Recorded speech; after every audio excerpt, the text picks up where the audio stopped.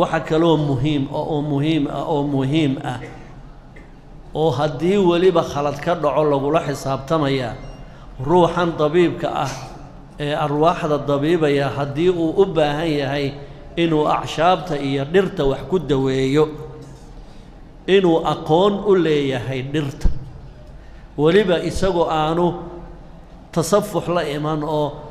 haddii alla yidhaahdo kutubtan ka aqriyaya aanu odhanina inuu cid aqoon u leh oo waaya arag ah inuu dhirtii kala wareego waxaa laga yaabaa laba geed oo isku magaca haddana aana isku mid ahayn xagga manfacada waxaa laga yaabaa geed suna inaad adigu dawo u haysato marka haddii aanad ciddii aqoon u lahayd aanad cilmiga ka qaadanin waxaa laga yaabaa khasaaro fara badan inuu geysan karo ruux tusaale yar baan idin tusayaa nin mucaalij ah oo magaalada Hargeysa jooga oo haddii alla yidhaah waxba magaciisu iima anfacaya ayaa wuxuu yidhi jin baan dawaynayaa dabadeedna geed la yidhaahdo cayn alcifriit geed la yidhaahdo cayn alcifriit oo sun ah oo haddii alla yidhaahdo waa geedkaa yar dhibicda yar ee madoobina ay dhexdiisa ku jirto inta kalena ay cas tahay waa geedkaa weeyaan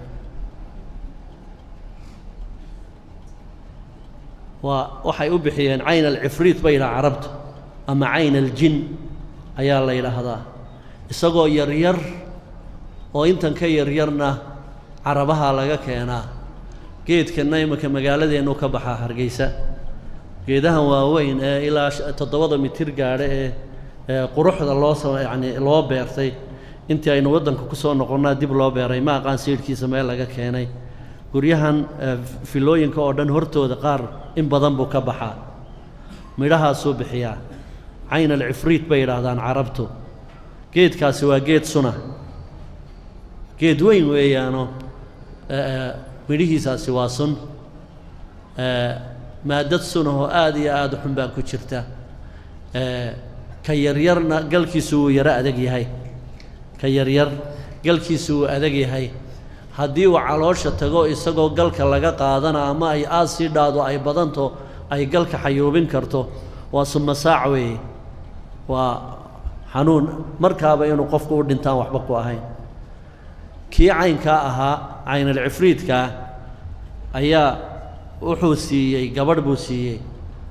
wuxuu yidhi aroortii 2 midh liq oo haddii aan la yidhaahdo biyo ku liq habeenkiina 2 midh liq waa qaatil geedkaas geedkan waxaa la yidhaahdaa cayn alcifriit oo ustuuraadkii iyo sheeke berelaydii dadkii hore baa waxay odhan jireen geedkan waa geed jin oo haddii aan la yidhaahdo geedkaa isha iyabaa loo shitaayo mar hadduu ishii jinka tahay ishaa loo shitaa ilaa hadda wuu ina soo gaadhay falsafadda noocaasa iska khayaaliga in jinka iyo isha iyo waxaas ay ka cararaan haddii qofka loo shido shidniinkiisu waxba cudur badan ma keeno laakiin haddii afka laga qaato geedkaasi waa suma saaca waddankeenana iminka wuu ku yaalla Hargeysa aad buu uga baxo meelo badan baan ku arkay cayn aljinna waa la yidhaha cayn alcifriitna waa la yidhaahdaa marka ruuxu haddii uu wax dabiibayo baaraka allaahu fiikum oo uu doonayo inuu dhir ku dabiibo waxaa muhim ah inuu sheekh u yeesho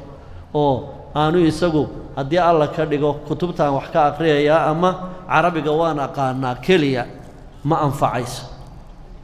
waman tatababa bigayri tabiibin fahuwa damaan qaacido dhan baa waxay odhanaysaa ninka dhakhtar iska dhiga isagoo aan aqoonteedii lahayn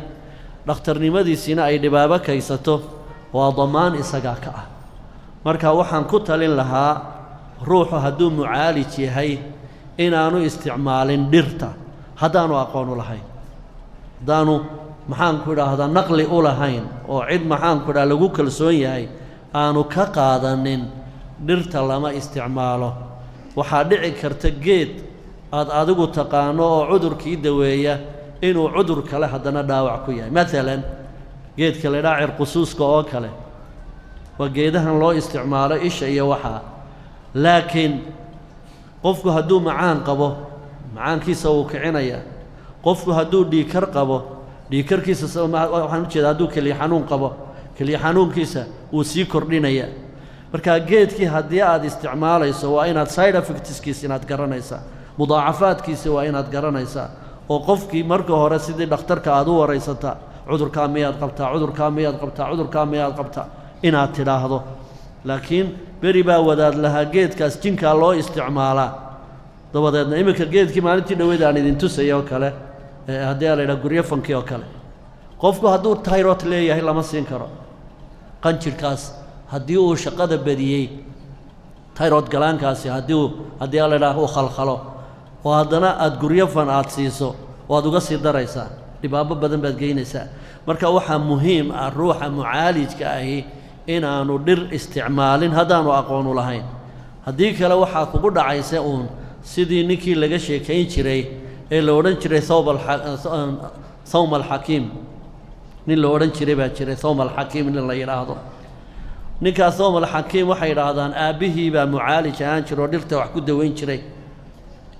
laakiin dee aabbihii aqoon buu u lahaa intii aabbihii noolaana kamuu faa'iidaysan markii aabbihii dhintay noloshii isku soo baxsadeen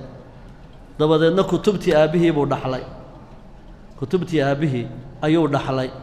sidii beri dhoweyd hargeysadanba ka dhacdayoo nin aabbihii dadka daweyn jiro oo isagoo askari ahaan jiray